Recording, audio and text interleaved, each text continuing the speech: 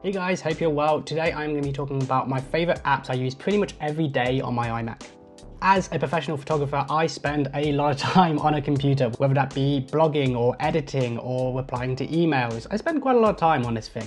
And I do love Apple. I love, the aesthetic. I love the design. However, I guess like any computer, they don't come perfect right out of the box. They don't have everything ready to go. So in this video, I'm going to be talking about all the apps I recommend that everyone installs in their computer, regardless of what profession they're in, regardless of how they use their computer, just to give you a more pleasant experience. So the apps I'm going to be talking about in this video are the sort of things you would hope that Apple maybe has in future updates, maybe in future versions, not things like Lightroom or photography apps or productivity apps, anything like that. I'm going to cover all of those in later videos, but for now I'm going to be talking about the more utility apps, I suppose, the more boring ones basically. These are the kind of apps which work almost in the background. I'm not like intentionally using any of these, but I find myself using them pretty much every day, and it just makes the whole user experience a bit better, makes everything a little bit quicker, and it just levels up your Mac without having to buy more stuff, I guess. All of these different apps, so be sure to check them out. I think most of them are free, some of them you pay for a little bit or you upgrade or whatever. As always, you guys, if you find any of this useful, then press like, press subscribe, press the bell icon, all that good stuff. Without any further ado, let's get into our apps. Okay, so the first app we're going to be talking about is probably the one I use more than anything else in this entire list. I probably use it maybe about 15 times a day, and that is Alfred. So, as most of you might know, there is a thing called Spotlight on a Mac, which basically is when you press the spacebar and a command button, the Spotlight search will come up, and this can help you to maybe open up Google Chrome or something like that, or it will help you open up certain files or all that kind of stuff, which is great. It's really productive. It's much better than going into each of the different apps and opening them up separately, all that kind of thing. However, I found that Alfred is kind of like Spotlight search, but on steroids. It's like a way better version of Spotlight. It has a way more features. It works pretty much exactly the same way. You have a shortcut to set it up, which you can actually have as whatever you want. I have it as pressing Shift key twice, so that will make Alfred open up just here. And when you have Alfred, you can do all kinds of searches. So for example, if I want to search on YouTube for my channel, I can do that. I can type in YouTube Down Photography, and there you go. That will open up, which is super handy. It just makes everything a little bit quicker. I can get to everything a little bit quicker. Let's say if I want to open up Lightroom, then I can do that. Lightroom, I don't even have to type the whole thing in, and press return, and then Lightroom will open up as well, which is fantastic. It's a great way to open files.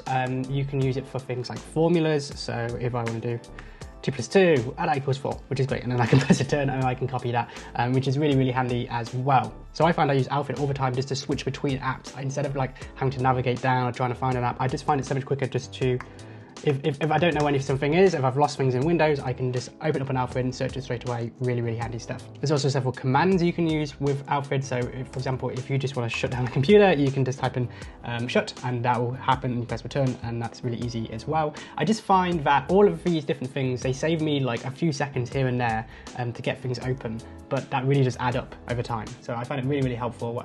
Like I say, I use it all the time. You can actually pay for even more stuff. There's a thing called a Power Pack where it will integrate with things like Spotify, that kind of stuff as well. So by using Alfred, I pretty much never go to the Google Start page as well, which is another great time saver. I can use it to search images, which is great for when I am maybe editing B-roll. I can just, when I get to a certain thing, let's say if I need an image for that video, I can just go into Alfred, search for the image, copy it straight in. Really handy stuff. So the next app I'm going to be talking about is Clean My Mac. So Clean My Mac is basically, does quite a lot of different stuff, but in a nutshell, it looks after your computer, it looks after the health of your Mac, make sure that everything is running smoothly. It does all kinds of different things, so I just use Alfred just to open it up, Clean My Mac. So you can see here it helps to clean up like system junk and any mail attachments. You can do a cleanup here where it will clean up any unneeded files, any junk, anything you don't need anymore. It will look for any like security threats, that kind of stuff, and find different ways you can speed up your computer as well. As a wedding photographer, I find it super helpful just to find any way I can just to keep my computer nice and healthy, make sure I'm minimizing any chances of anything going wrong, making sure that things don't get sluggish or slow, which is especially important during the wedding season. You need a really fast computer. And there you go, that ding basically just told me from a quick scan that I've got 286 megabytes, not a lot to clean up. I just recently ran a clean, like maybe a day ago, so I don't expect it to be a lot. Different tasks to run just to include the speed, so running a maintenance script, flushing DNS cache, filling up RAM. I don't really know at all what that means, but it sounds good, and I found that it's just really helpful just to keep things going nice and quickly and smoothly. It's also great for uninstalling apps and for finding big files maybe I've forgotten are actually on my hard drive as well. Finally, there's a cool little drop down just in the top right here where you can see, like at a glance, kind of what your computer's doing. You can see how much memory is being taken up here, and what maybe it's been taken up by. You can see how much memory space you've got left, all that kind of stuff, how your CPU is, and your network speed, which again is really helpful to have a look at straight away. Okay, so the next app on this list is another one which basically just does one thing, but does it really, really well, and that is Magnet. So all Magnet does is snap windows to different areas in the screen. So let me just open up just a couple here. Let's just open up a Google Chrome, and let's open up Lightroom. So I'm pretty sure Windows snapping is something which comes on Windows as standard, but it's never really been included in Mac, which is kind of weird. I imagine they're probably going to install it at some point, but in the meantime, Magnet is perfect for this kind of thing. So if you've got several windows going on, if you're trying to do two things at once, maybe if you're writing something and researching at the same time, or if you're editing and watching Netflix like I do, Magnet works really well for any of those things. And then all you're going to do is just take a window and drag it to any corner you like, drag it to the left or the right, which is really helpful. And you can also use shortcuts as well to kind of organize your desk space. So if I wanted to have something on the left hand side, so let's say I have several tabs open like I do now, and I just want to organize my space, I could press Control, Option and left, and that would snap that to the right. I could press Control, Option, right here and organize it like this, or I could split this into even 4 sections. If I really had a lot going on at once, I could kind of split things up like this as well, which is super helpful. There's a whole bunch of shortcuts over here.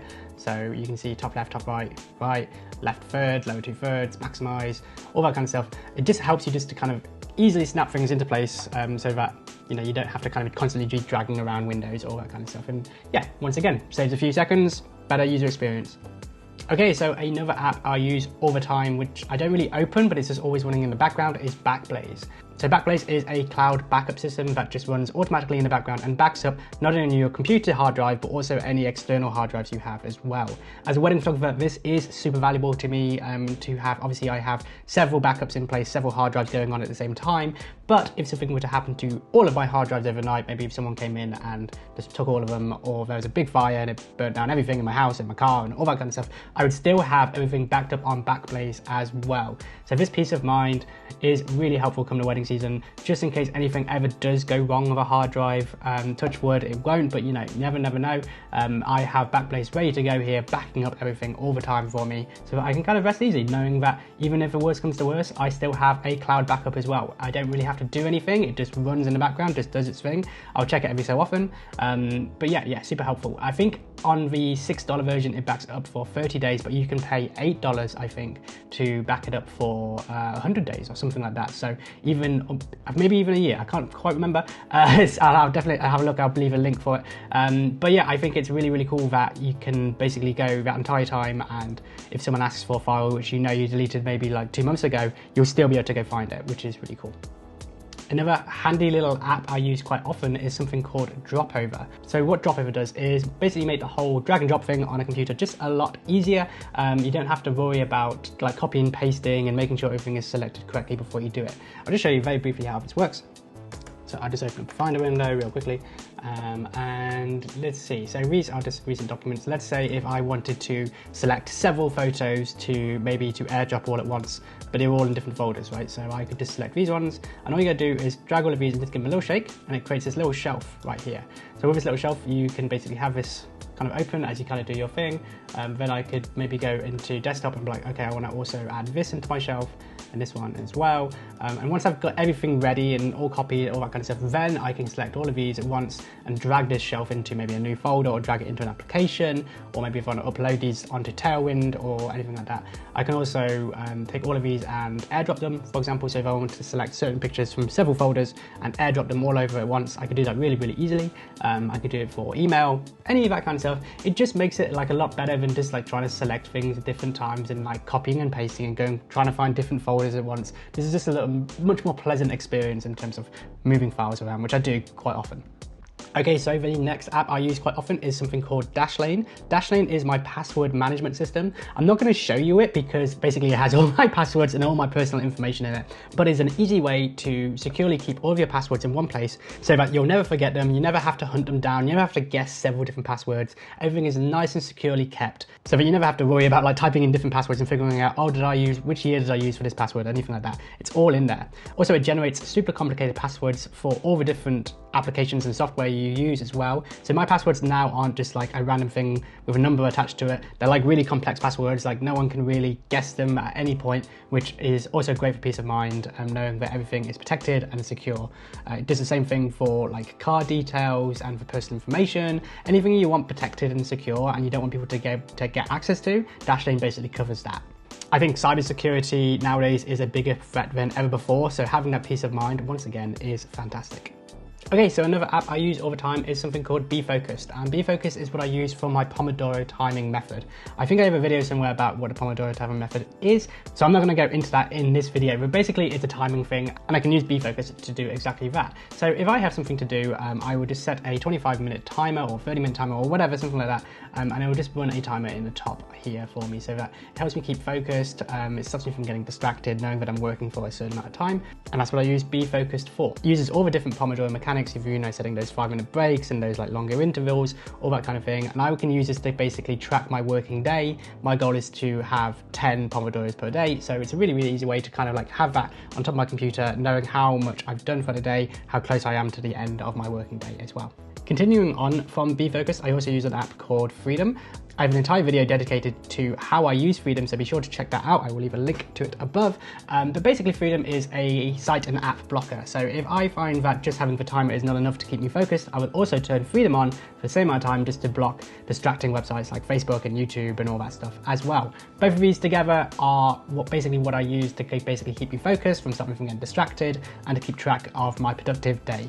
Okay, so 2 more apps to go. The next one I use is something called Amphetamine. Amphetamine, once again, does just one thing, but really well, and it just stops your computer from going to sleep. It stops it from going into screensaver mode, anything like that. Now, for a wedding photographer and also someone who uses my computer a lot to watch Netflix, this is really handy because it just keeps things going. It stops things from shutting down, all that kind of stuff. So for example, if I'm uploading a wedding gallery and I don't want my computer to go to sleep while that's happening, I can just set a new session on Amphetamine so that my computer doesn't go to sleep at any point. And this is really helpful for me. I can actually set it so when files are downloading, that also means uploading as well, so that I am not going to have a computer go to sleep before the uploading is actually finished, which is great. You know, you can do the same thing for like uploading YouTube videos, which sometimes take quite a long time. You can have that running, or you can have it set for like a certain amount of time or just indefinitely, just so that your computer just stays awake no matter what you're doing. And then finally, I have a little app called Cheatsheet. Now, I'm someone who loves keyboard shortcuts in everything they do, whether that be Lightroom or Final Cut Pro, or just anything really. I love a good keyboard shortcut. Now what Cheatsheet does is if you just hold down the command button on any particular app you happen to be using, it will bring up an entire display of all the shortcuts available for that particular program. So I'm on Lightroom at the moment and I'm just holding down the command key here, and I can see all of the different shortcuts here for me to use and have a look at them here, which is really handy. You know, I try and make an effort to like bring this up quite often. If I ever find myself like manually using the mouse and typing anything out, I'll open up Cheatsheet, have a look at what is the shortcut version of this, so that I can try and remember it for future reference. I use this all the time with Final Cut Pro because I'm pretty new at Final Cut Pro, so to have Cheatsheet in front of me where I can see like what is a quicker way to do something instead of like, you know, clicking on the icon or whatever, Cheatsheet's really good for that. Okay, so those are all the utility apps I use pretty much all the time on my computer, which just make the whole experience just a bit easier for me. I will probably make future videos based on like productivity apps I use over time or photography apps I use over time, so that you can check those out as well if you're interested. Guys, thank you so much for watching this video. Hopefully you found it helpful. If you have any app suggestions for me, anything you use regularly, I would love to hear from you. Please let me know in the comments, let me know so I can check them out. Thanks so much for watching, and I will see you on the next video next week.